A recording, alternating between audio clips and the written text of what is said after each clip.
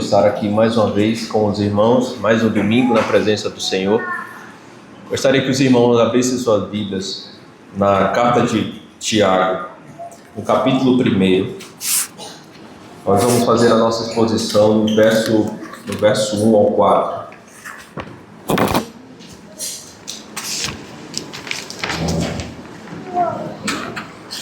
Carta de Tiago, capítulo 1, verso de 1 ao 4.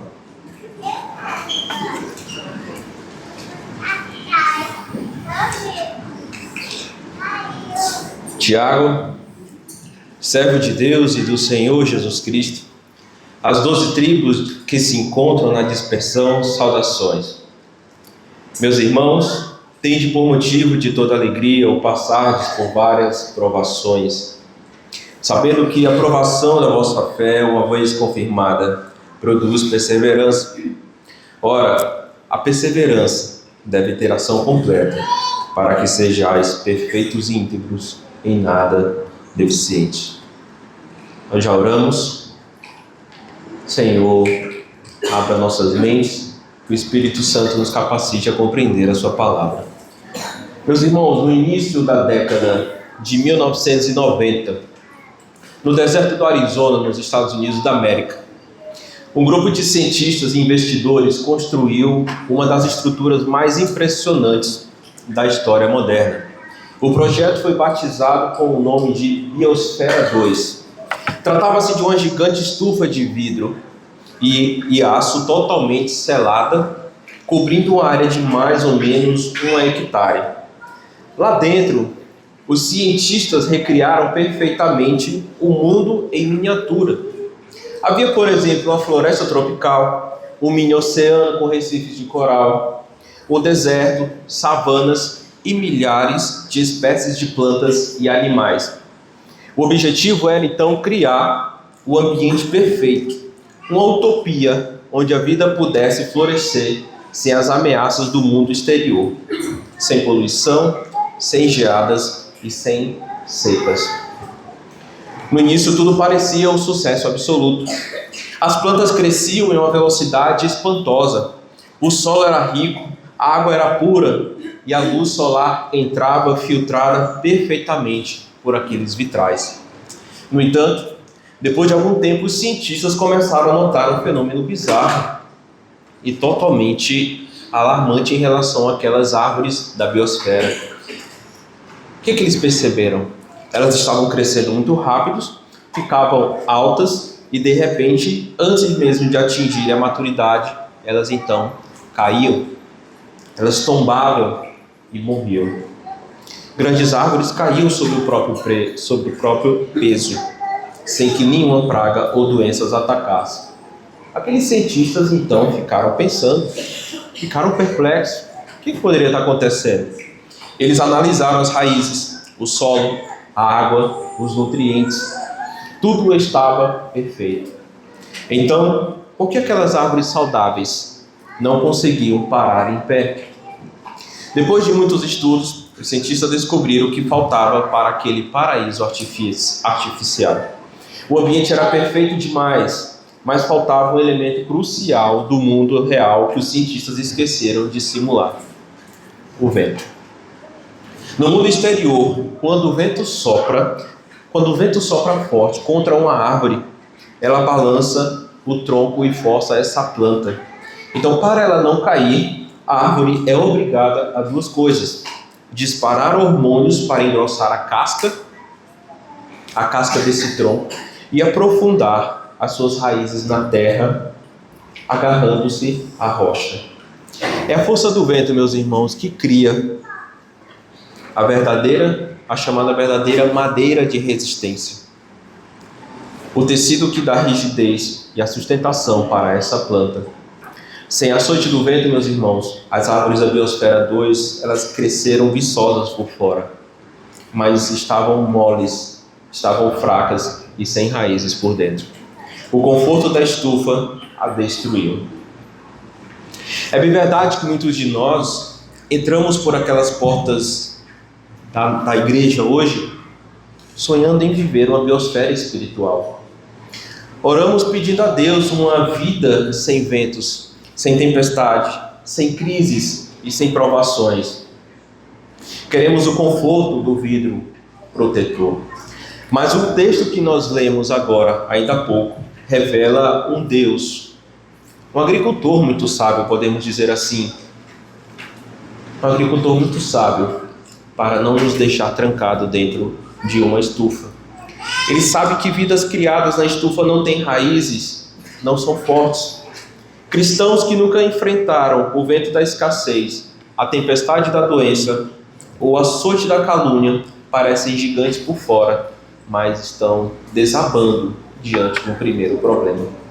Deus permite que o vento sopre sobre a sua vida, não para derrubar você, mas para forçar as suas raízes a irem mais fundo nele. O vento cria maturidade, a tempestade cria estabilidade. É importante lembrar, meus irmãos, que o autor dessa carta, naturalmente, que nós estamos analisando é Tiago. Mas que Tiago? Seria Tiago, filho de Zebedeu, filho de Alfeu? Tiago aqui, meus irmãos, ele é o meio-irmão de Jesus Cristo. E meio-irmão por quê? Nós confessamos que Jesus é filho da Virgem Maria. Então, quando ela concebeu a Jesus em espírito, ela então teve sua vida marital com o seu cônjuge José. E naturalmente, obviamente, nasceram outros filhos. E Tiago, então, é um dos deles. Mas o que nos impressiona é que a gente não vê relatos muito marcantes da história de Tiago, da vida de Tiago. E o que traria para ele, então, autoridade para escrever uma carta? Paulo menciona a respeito dele lá em Gálatas, no capítulo 1, no verso 19. E lá ele é conhecido como Tiago, o Justo.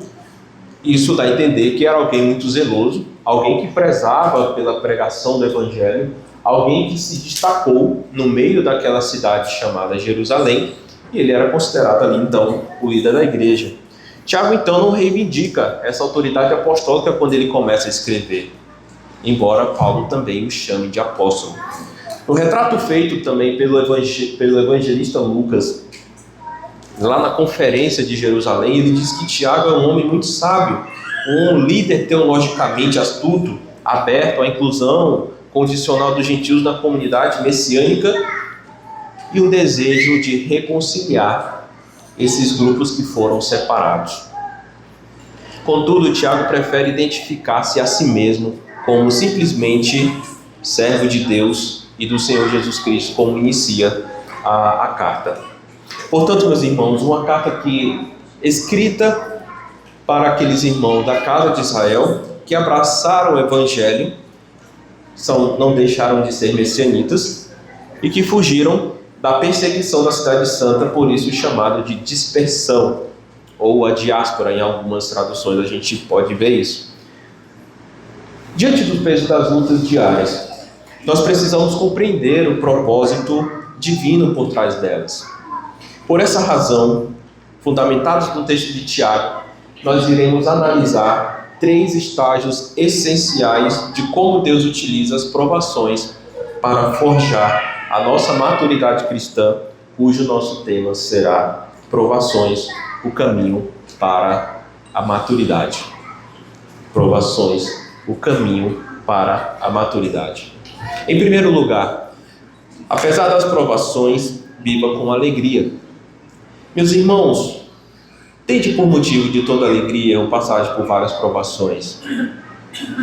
Logo, essa apresentação de Tiago, ele não tem nenhuma cerimônia como a gente está acostumado com as cartas de Paulo. Paulo então faz ali uma introdução, ele meio que prepara os seus leitores acerca do que ele vai falar, acerca do que ele vai comentar, mas Tiago ele é muito direto. Tiago ele é muito direto ao ponto daquilo que ele quer falar. Ele já começa: meus irmãos, tende por motivo de toda alegria o passagem por várias provações. Tiago chama seus leitores, curiosamente, de meus irmãos. Isso aqui no grego também é visto. Isso aqui não é uma tradução para o português, mas está lá no grego.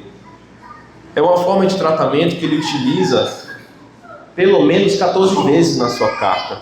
Isso aqui vai tratar Isso aqui vai demonstrar, de fato, um caráter afetuoso desse irmão em relação àqueles cristãos. Interessante que não é uma carta endereçada para uma igreja específica. Dá-se a entender que aqueles irmãos de Jerusalém poderiam ter lido em outros locais, em uma outra comunidade ali eles reunidos. O texto grego, meus irmãos, vai diferir da nossa tradução no aspecto de que Tiago subitamente ordena a comunidade messiânica, né, para que ela considere essas provações. Porque essa expressão tende por motivo de toda alegria, na verdade, no grego ela está como um imperativo. É como o Tiago está dizendo: alegrem-se. Alegrem-se quando vocês passarem por alguma provação.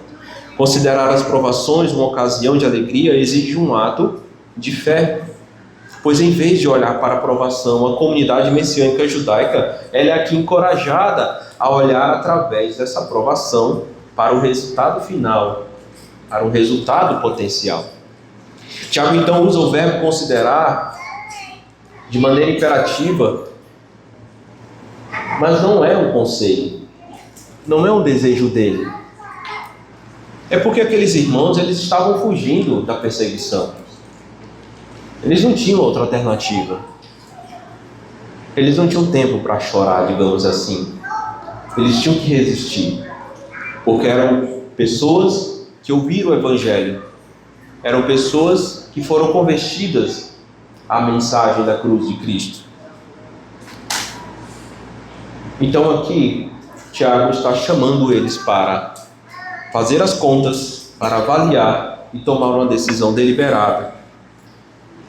Ele não está pedindo para sentirmos alegria instantânea na dor, o que seria desumano, o que seria masoquista. Mas ele está pedindo para nós decidirmos enxergar a dor sob a perspectiva da eternidade. De fato, meus irmãos, ele nunca sugeriu aos crentes, as quais escreviam, que o cristianismo seria para eles um caminho muito fácil, o que para nós também está muito claro até aqui. Lembremos que Tiago escreveu para os cristãos judeus que foram expulsos de suas casas, perderam suas posses, perderam tudo. Ele se dirigia a pessoas que sofrem porque são exploradas pelos ricos. Nós vamos ver isso no caminhar da nossa jornada pela carta de Tiago, nas próximas oportunidades, que foram arrastadas para os tribunais e difamadas por acreditarem no bom nome de Jesus Cristo. Em razão de olhar para essa provação, a comunidade messiânica judaica é encorajada a olhar através da provação para o seu resultado potencial.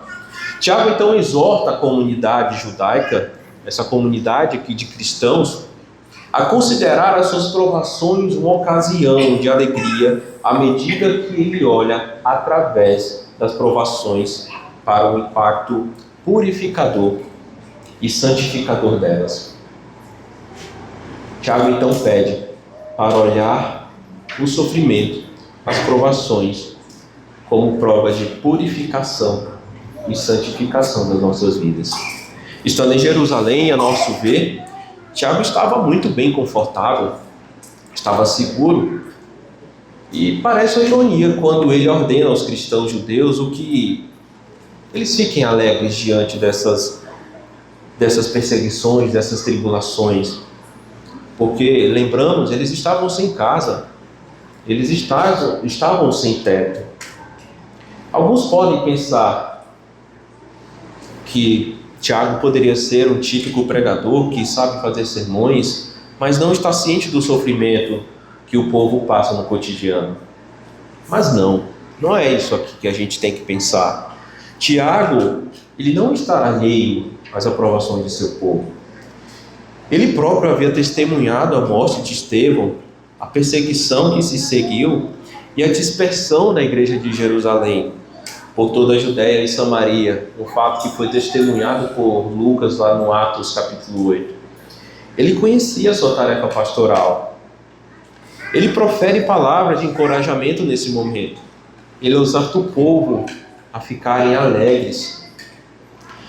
Não diferente, meus irmãos, Paulo e Pedro também fizeram admoestações nesse sentido. Lá em Romanos capítulo 5, no verso 3, Paulo vai dizer o seguinte: e não somente isto, mas também nos gloriemos nas próprias tribulações, sabendo que a tribulação produz perseverança. Lá na primeira carta de Pedro, o apóstolo também vai dizer: nisto exultais, embora no presente por breve tempo, se necessário, sejais contristados por várias provações. De igual modo, Tiago repete o pensamento que Jesus expressa na última bem-aventurança: bem-aventurados sois quando por minha causa vos injuriarem e vos perseguirem, e mentindo disseram todo mal contra vós. Regozijai-vos, exultais, porque é grande o vosso galardão nos céus. Na segunda parte do verso 2, a expressão várias provações no grego era traduzida como teste, como prova e tentação. Testar, meus irmãos, é um dos meios mediante os quais Deus leva a efeito os seus propósitos salvíficos.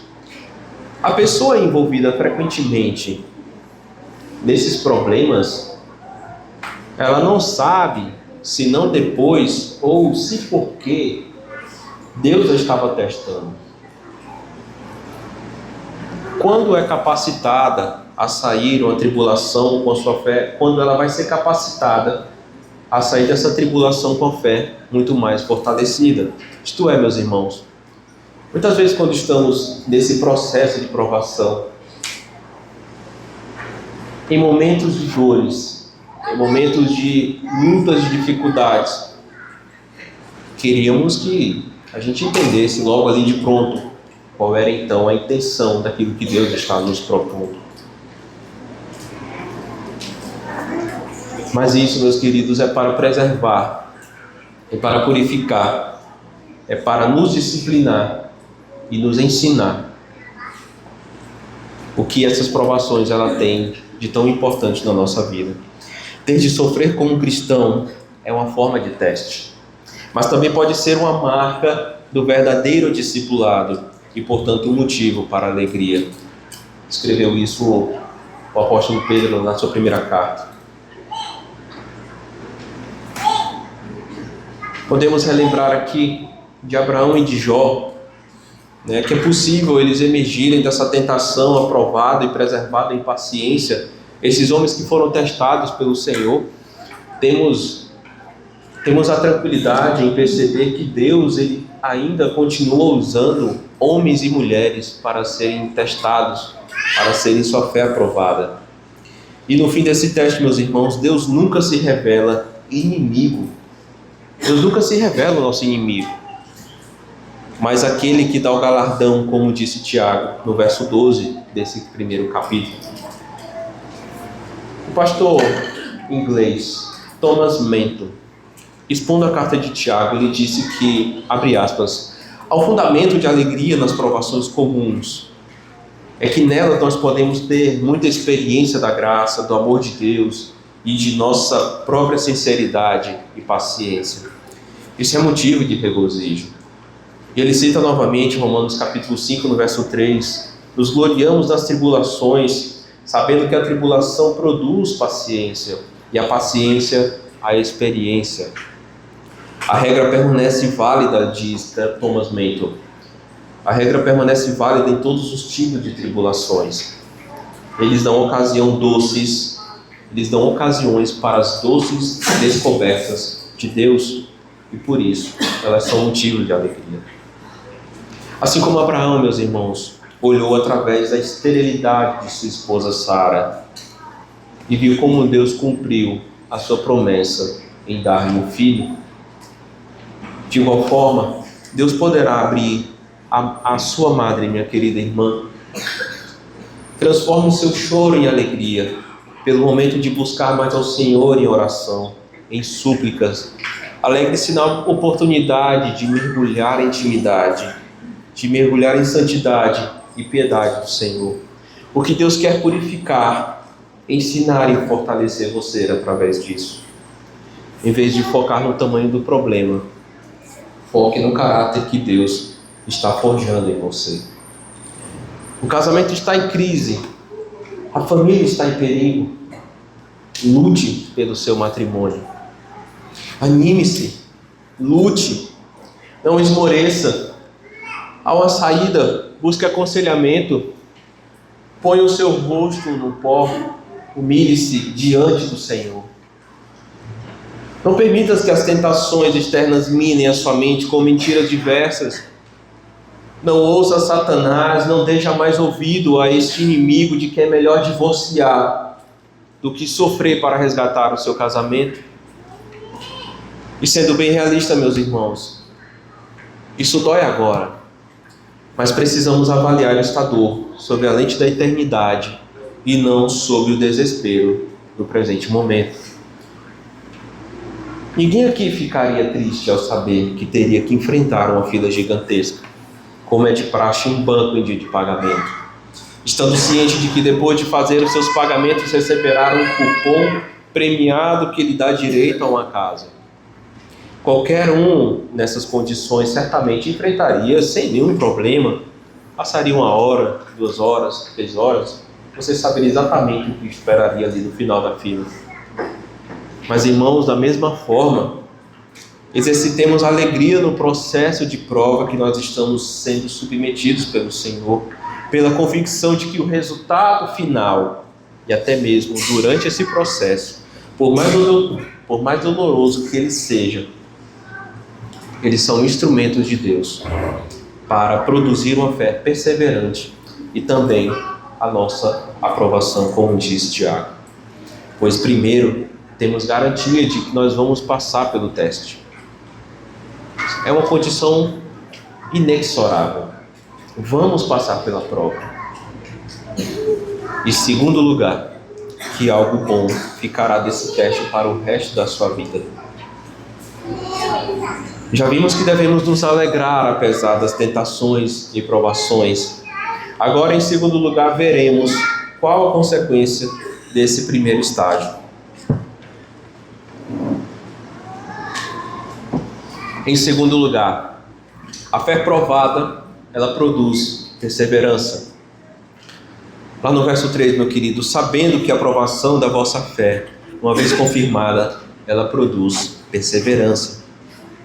Perceba que o verso 2, ele pontua aqui que nós vamos passar várias provações e nós devemos ficar alegres. Então aqui são inúmeras, são diversas aprovações. Tiago ele não menciona especificamente se aqueles irmãos vão passar provações na saúde deles, vão passar provações financeiras, no casamento, no trabalho.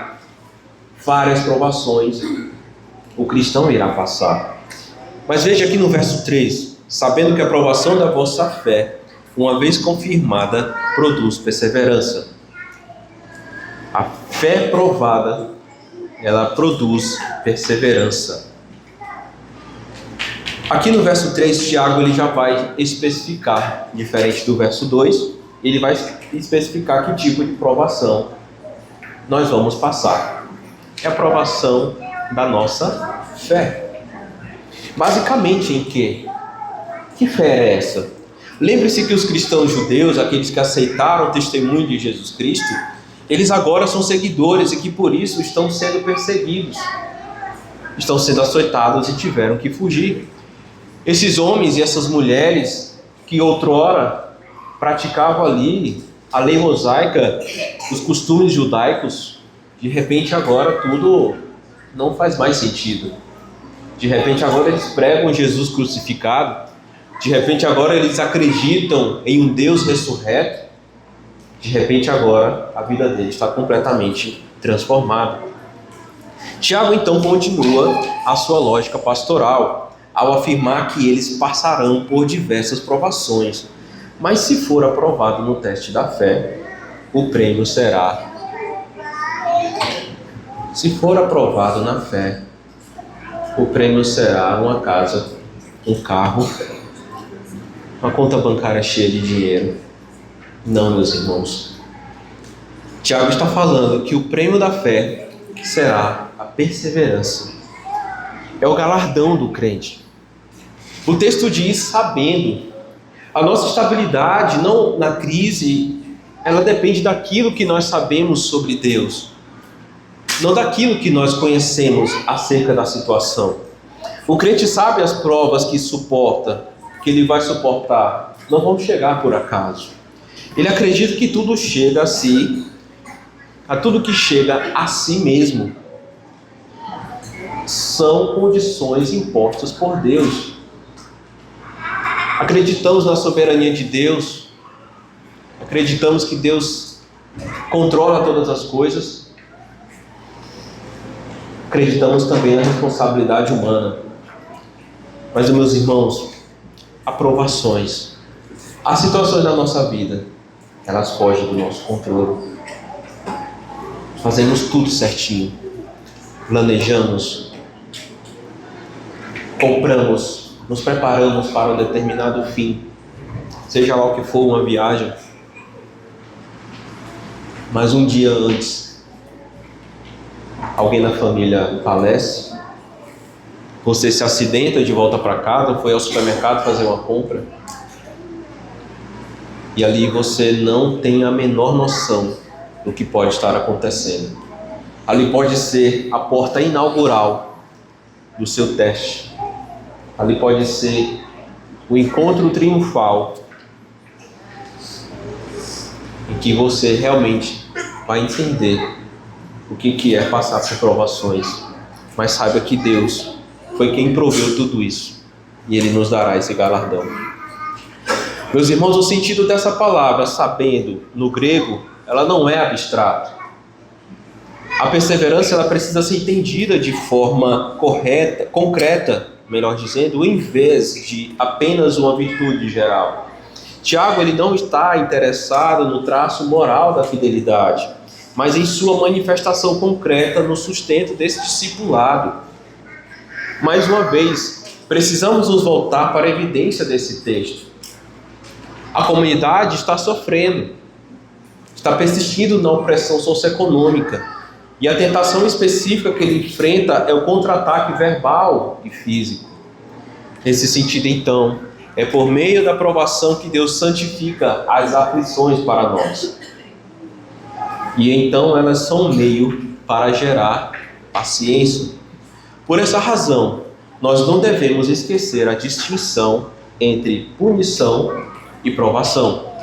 Pode parecer a mesma coisa. Pode parecer que um acontecimento a gente entenda como o juízo de Deus, mas ele também pode estar servindo como prova da sua fé. O fruto da punição, meus irmãos, é o desespero, é a murmuração, mas o da provação é a paciência, é a doce submissão à vontade de Deus. Interessante mencionar, meus irmãos, que neste verso a palavra aprovação ela parece denotar o resultado de um processo, de um teste. E na cultura helenística, provação era um termo utilizado para denominar uma técnica usada para o refino de materiais preciosos, como o ouro, como a prata, ou para a validação de uma moeda no comércio. Então o metal ele era lançado ao fogo em uma alta temperatura e para não ser destruído, ele tinha um certo tempo em que esse metal ele ficava ali exposto àquela caldeira, digamos assim. Porque esse tempo era necessário para retirar as escórias, as impurezas, e ali havia uma separação desse produto que era bruto e que ele estava sendo limpo, então restando apenas o que era puro e o que era legítimo. Ou seja, sabemos que o ouro não é esse colar, não é essa pulseira que nós utilizamos. O ouro ele está dentro de uma pedra, de uma rocha. Então ali aquele garimpeiro, aquele mineiro, ele vai pegar essa rocha, vai esculpi-la até encontrar aquela pedra preciosa. Mas aquele trabalho ainda não está encerrado. Ele precisa retirar aquela capa grossa, aquela escama grossa daquela rocha, e então transformar aquilo em uma pedra preciosa. Era exatamente esse pensamento que Tiago escreveu, né? E provavelmente era essa a ideia que ele queria passar para os irmãos aqui da dispersão. Portanto, a aprovação da fé, meus queridos, não é um teste de resistência punitivo feito por Deus para ver se o crente ele vai falhar. É o fogo purificador que atesta a genuidade da fé, eliminando as motivações superficiais. Amados irmãos, o sofrimento ele é o meio através do qual a fé ela é testada no fogo da adversidade. Ela é purificada, então ela é fortalecida. Dessa forma, as provações são necessárias para o nosso amadurecimento, porque elas fortalecem a fé que nós já temos. Novamente eu cito aqui Thomas Menton: o mesmo fogo que purifica o trigo, ele esmaga o talo com a cana, e naquele fogo em que a palha é queimada, o outro cintila. O verdadeiro é aquilo que o salmista falou lá no Salmos 11, no verso 5.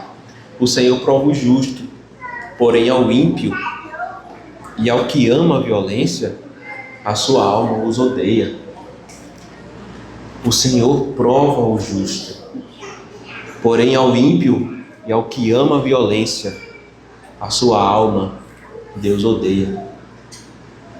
A soma de tudo isso, meus irmãos, é que as aflições elas servem para examinar e provar a nossa fé, e pela bênção de Deus para produzir o fruto da paciência, assim como o fruto pacífico da justiça é atribuído à vara. Escreveu assim o autor de Hebreus, no capítulo 12, no verso 11, o que é de fato a obra própria do Espírito.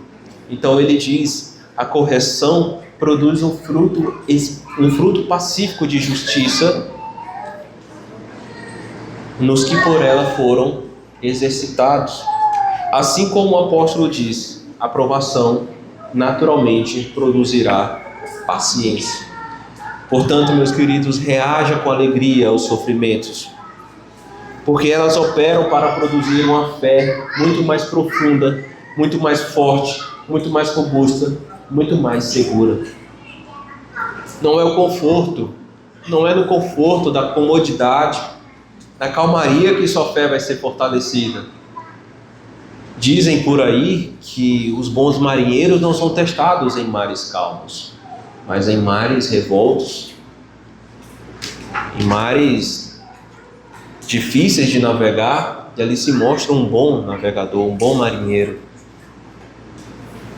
Se Deus te chamou, meu querido, para morar no reino celestial, o teu caminho até lá será sofrido, mas não sem amparos. Por isso, como o ouro que precisa do fogo para refinar e dar o brilho, tal qual ele fará com você, para purificá-lo, para santificá-lo, através das bonanças, mentira, através das provações. Não acredite nessa teologia barata. Não acredite nessa teologia que promete saúde perfeita. Não acredite nessa teologia que promete prosperidade. Meus irmãos, Paulo sofreu açoite. O nosso Mestre Jesus Cristo morreu pelos nossos pecados. Não é no conforto, não é numa sala com ar-condicionado que a nossa fé vai ser provada. É no fogo. E esse laboratório de Deus, ele vai nos forjar. Tenha prazer, como disse o salmista lá no Salmo 66, no verso 10. Pois tu, ó Deus, nos provaste, refinaste-nos como se refina a prata. Pois tu, ó Deus, nos provaste, refinaste-nos como se refina a prata.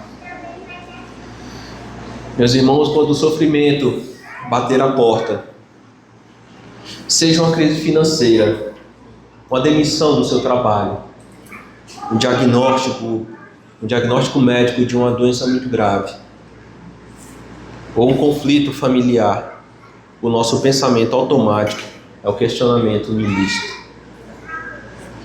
Por que Deus permitiu isso comigo? qual é o sentido desse caos?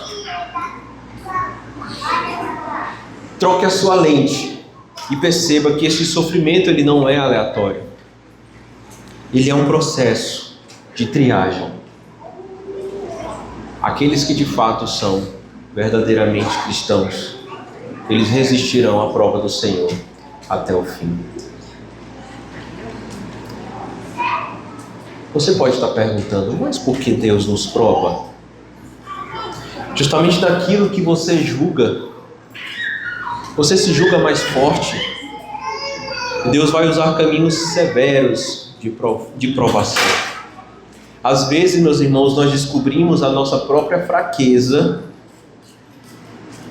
quando nós somos provados naquilo que nós exatamente julgamos que somos fortes.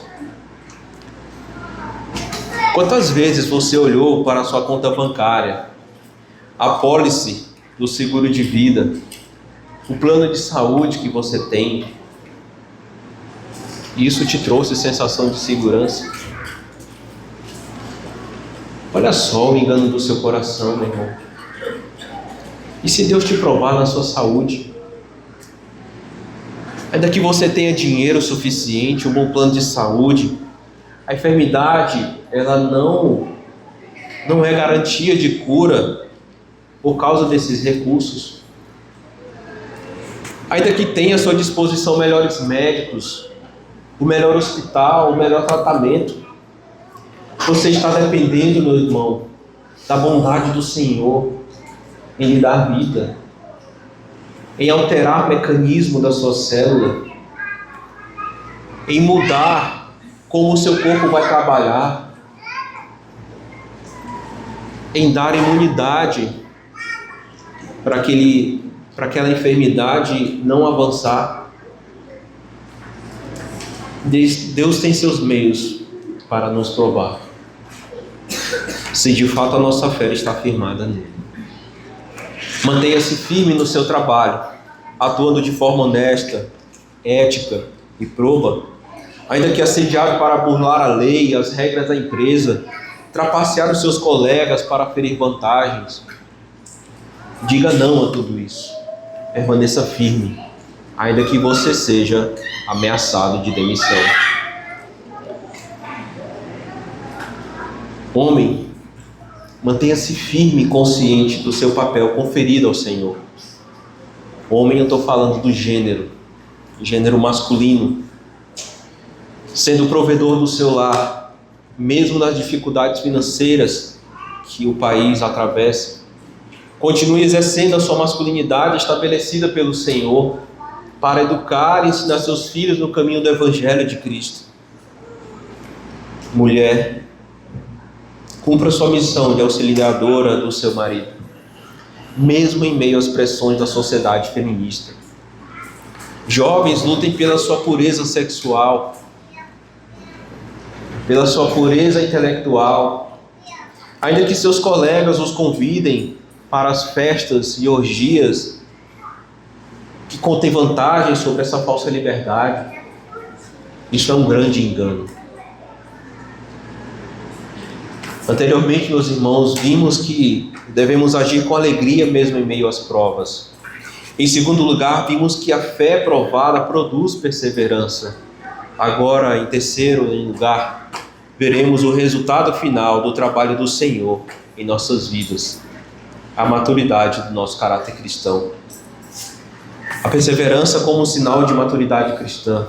Veja o verso 4. Ora, a perseverança deve ter ação completa, para que sejais perfeitos e completos e nada deficientes.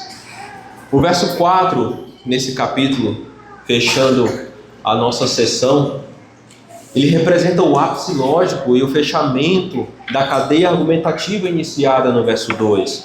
Se no verso 3, Tiago demonstrou o mecanismo da aprovação, o fogo aqui produzindo essa musculatura da perseverança, no verso 4 ele revela a finalidade última desse processo. A perseverança, meus irmãos, ela não é um fim em si mesmo. Ele é o agente esculpidor que conduz o cristão à maturidade plena. Tiago interrompe o processo com uma ordem. Os cristãos eles devem permitir que a provação ela tenha uma ação completa. Deus ele não vai fazer a obra por incompleto na nossa vida. Deus ele não vai dar provação para você e vai te largar no meio do mundo. Ele vai te amparar, ainda que você ache que isso não está acontecendo. Ainda que todos os dias você passando pelo sofrimento, ore ao Senhor e nada muda. Mas você está respirando. Seus batimentos cardíacos estão lá contados um por um. Deus está te mantendo vivo. Deus está te dando força para resistir. E o seu coração está sendo talhado para ser semelhante ao Filho Jesus Cristo.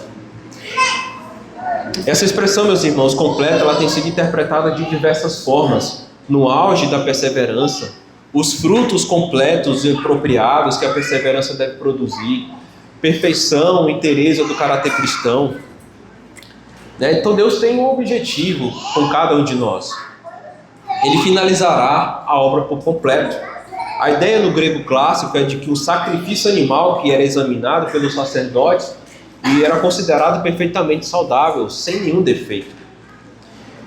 Meus irmãos, nós somos provados. E a nossa religião ela é provada quando nós somos chamados ao sofrimento. Pedro pensou que sua fé fosse inabalável, até a triste provação no pátio do sumo sacerdote. Quando Jesus chamou Pedro e disse: Pedro, apacenta as minhas ovelhas. Quando Jesus chamou Pedro: Pedro, tu me amas. E ele disse: eu te amo, Senhor. E Jesus falou que ele iria negá-lo. Ele disse que não ia negar. Mas lá na narrativa de Mateus capítulo 26, ora, estava Pedro assentado fora no pátio, e aproximando-se uma criada disse: também tu estavas com os judeus, o Galileu? Ele, porém, o negou, dizendo não sei o que dizes. E a gente conhece a história. Ele negou 3 vezes e logo então o galo cantou. Didaticamente, meus irmãos, o objetivo de Deus em nossas aflições não é a nossa destruição, mas é a nossa provação desse teste. Assim como o ouro é colocado na fornalha para ser refinado e não é consumido, nós não estamos na fornalha por acaso, ou simplesmente pela vontade dos nossos inimigos. O tempo ele é determinado, ele é estabelecido por Deus. O tempo da provação ele está determinado pelo Senhor. Lá em Daniel capítulo 11, no verso 35, outros sábios cairão para serem provados e purificados e embranquecidos até o tempo do fim, porque será ainda que o tempo foi determinado. Nós não podemos apressar a perseverança. Ela precisa de tempo. Por exemplo, o paciente recebe de seu médico a notícia de que sua perna foi quebrada. Ela está sarando satisfatoriamente. Todos os dias o médico ele vai visitar esse paciente. Praticamente ele vai dizer a mesma coisa. Ele percebe que precisa obedecer às ordens de não colocar pressão sobre a perna quebrada. Isso todos os dias. Mas ele não vê nenhuma evolução. Ele então decide tirar o gesso. E o processo de cura, ele foi quebrado ali. Porque ele interrompeu. Ele não respeitou aquele tempo de maturação daquela enfermidade. Ele não respeitou o meio que foi utilizado para que aquela ferida fosse sarada. E então esse resultado ele foi desastroso. Meus irmãos, Paulo pediu ao Senhor que removesse o espinho da sua carne. 3 vezes pediu ao Senhor que afastasse de mim, ele escreveu. Então o Senhor me disse: a minha graça te basta, porque o poder se aperfeiçoa na fraqueza. Em 2 Coríntios capítulo 12, no verso 8 e 9. Note que o termo aperfeiçoa, Tiago utiliza aqui como algo semelhante a perfeitos. Deixar que a paciência tenha uma ação perfeita. Isso não é não interfira no plano de Deus para a sua vida. Persevere em suas provações, para que a obra que Deus começou em vocês possa ser completada. Assim como nós devemos permitir que uma planta frutífera complete o seu ciclo de crescimento, da mesma forma, a perseverança, ela deve completar o seu curso. Tiago tem propensão para ligar palavras ou conceitos, de preferência, repetindo aqui o mesmo termo. Uma tradução literal é deixando que essa perseverança ela tenha resultados perfeitos, para que vocês possam ser perfeitos e completos em nada deficiente. Lá no capítulo 3, o verso 2, Tiago vai escrever que todos tropeçamos em muitas coisas. Se alguém não tropeça no falar, é perfeito varão, capaz de refrear também todo o seu corpo. A intenção de Tiago transmitir esse conceito não é dizer que ninguém vai pecar mais. Ninguém vai deixar de cometer pecados. A ideia de perfeito é de entender que nesse processo de provação haverá um tempo em que Deus está maturando, em que sua fé está sendo provada, mas ela tem um tempo para encerrar. No tocante, meus irmãos, também as cartas de Paulo e de Tiago, o termo perfeito ele vai significar alguém maduro. Deus ele está mais interessado no seu caráter do que no seu conforto. O alvo, meus irmãos, do Evangelho não é nos dar uma vida livre de problemas. Isso é um engano nosso. É o desejo do nosso coração não passar por tribulações. Mas Deus deseja nos transformar em pessoas espiritualmente adultas, maduras, que refletem a imagem de Jesus Cristo. Meus irmãos, a mensagem de Tiago para nós hoje é um choque de realidade contra a cultura do imediatismo. Nós vivemos um tempo do fast food, do Pix, das respostas em segundos. Queremos que as nossas dores e provações tenham um botão de pular o anúncio. Mas o reino de Deus não funciona nessa lógica. A lógica do reino de Deus não está nos estalos dos nossos dedos. Quando a provação então ela aperta, nós não buscamos a santidade, nós buscamos uma rota de fuga. Se o casamento fica difícil, em vez de perseverar no perdão e no confronto em amor, nós nos divorciamos emocionalmente dos nossos cônjuges e passamos a viver como estranhos sob o mesmo teto. Nós então, como aquele doente que quebrou o gesso, nós abortamos o processo. Se a resposta de Deus demora na área financeira, em vez de dependermos dele e reordenarmos as nossas prioridades, nós recorremos a atalhos duvidosos ou endividamentos de forma ansiosa. Nós estamos abortando esse processo. Muitas vezes pensamos que maturidade cristã, meus irmãos, é ter uma vida sem problemas. Tiago nos mostra o oposto. Maduro é aquele que sabe sofrer bem.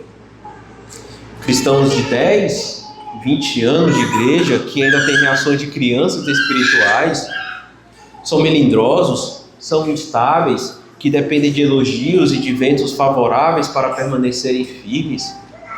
Se você foge da fornalha hoje, meu irmão, amanhã Deus precisará acendê-la novamente, porque a escória continua aí. O que você prefere? A dor de ser lapidado agora ou a vergonha de ser um eterno imaturo? Às vezes a gente está em uma situação moral em que você vai dizer: essa situação ela vai distinguir os homens das crianças. São problemas em que somente pessoas maduras vão conseguir enfrentar. Uma criança naturalmente não vai conseguir suportar. E então, paralelamente a esse pensamento, o Tiago está falando a mesma coisa. Você pode orar: Senhor, dói.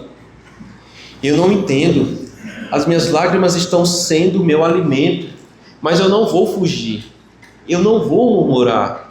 Eu não vou abandonar o teu conselho. Faça a tua obra completa em mim.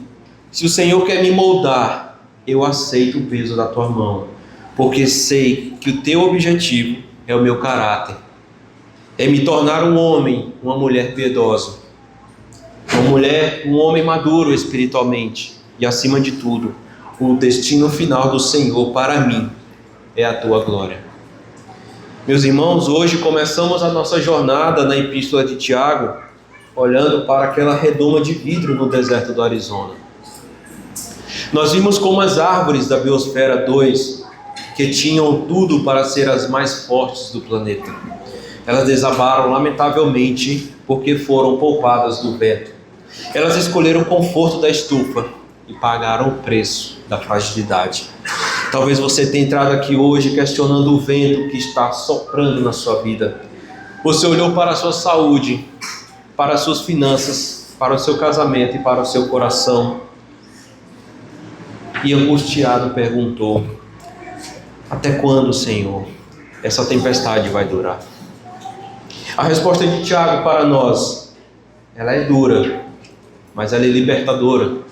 O vento é o único caminho para a maturidade e o nosso aperfeiçoamento. Se Deus quebrasse a redoma de vidro e tirasse você de todas as provações agora, Ele estaria condenando você a ser um eterno bebê espiritual. Ele ama você demais para deixar as suas raízes rasas. Por isso, quando provações coloridas baterem à sua porta nesta semana, não ore pedindo para Deus desligar o vento. Ore, meu querido irmão, pedindo para Ele aprofundar as suas raízes. E lembre-se do cálculo teológico de Tiago. O vento produz resistência, e a resistência gera um caráter perfeito, completo e em nada deficiente. Oremos. Pai querido, Deus amado, te agradecemos, Senhor, pela oportunidade de meditar na Tua Palavra nessa manhã, de entender, Senhor,